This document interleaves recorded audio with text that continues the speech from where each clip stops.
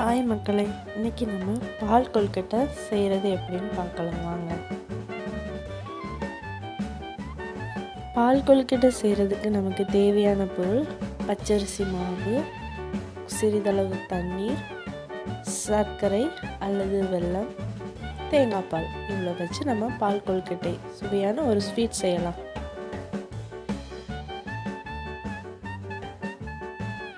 பால் கொழுக்கட்டை செய்கிறதுக்கு ஃபஸ்ட்டு பச்சரிசி மாவில் நம்ம சிறிதளவு சர்க்கரை சேர்த்து கொஞ்சம் கொஞ்சமாக தண்ணி ஊற்றி அந்த மாவை நல்லா பிசைஞ்சு வச்சுக்கணும்.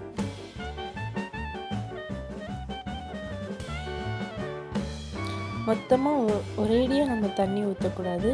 கொஞ்சம் கொஞ்சமாக சேர்த்து நம்ம மாவு பிசையணும். குலாப் ஜாமுனுக்கு நம்ம மாவு பிசையணும், அந்த அளவுக்கு நம்ம பிசையணும்.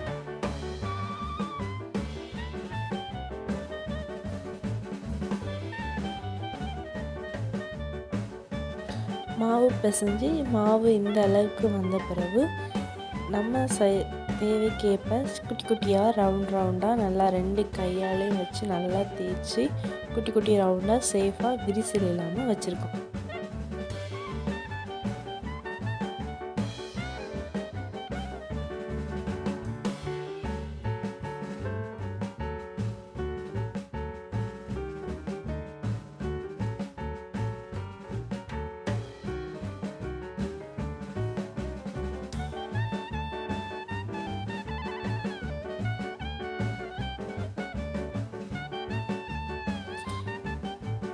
மாவு எல்லாத்தையும் இப்படி குட்டி குட்டி ரவுண்டாக நம்ம உருட்டி வச்ச பிறகு நம்ம நெக்ஸ்ட் ஸ்டெப் போகலாம்.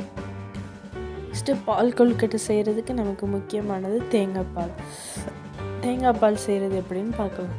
நல்லா தேங்காவை திருவி வச்சு அது ஜாரில் நம்ம போட்டு லைட்டாக கொஞ்சம் கொஞ்சமாக தண்ணி ஊற்றி ஆட் பண்ணி நம்ம தேங்காய் பால் எடுத்துக்கணும். நம்ம எடுத்து வச்ச தேங்காய் பாலில் ஃபஸ்ட்டு நம்ம ஸ்டவ்வில் ஒரு பாத்திரம் வச்சு ஃபஸ்ட்டு அந்த நம்ம எடுத்து வச்சுருக்க தேங்காய் பாலை அதில் ஃபுல்லாக ஊற்றணும். அதில் ஊற்றின பிறகு நம்ம ஸ்வீட்டுக்கு நமக்கு ஏற்ற ஸ்வீட்டுக்கு ஏற்ப நம்ம சர்க்கரை சேர்த்துக்கலாம். சர்க்கரை சேர்த்துக்கிறவங்க சேர்த்துக்கலாம், இல்லாட்டி வெல்லம் சேர்த்துக்கிறவங்களும் சேர்த்துக்கலாம்.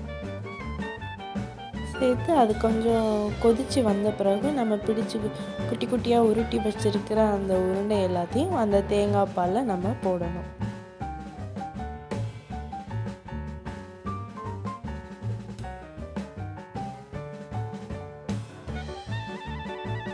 அந்த தேங்காய் பாலில் நம்ம போட்டு கொஞ்சம் ஸ்மெல்லுக்காக நம்ம ஏலக்காவையும் லைட்டாக ஒன்றோ ரெண்டோ ஏலக்காவும் இடித்து போட்டு அதை நல்லா அந்த உருண்டை வந்த பிறகு பால் கொழுக்கட்டை ரெடி.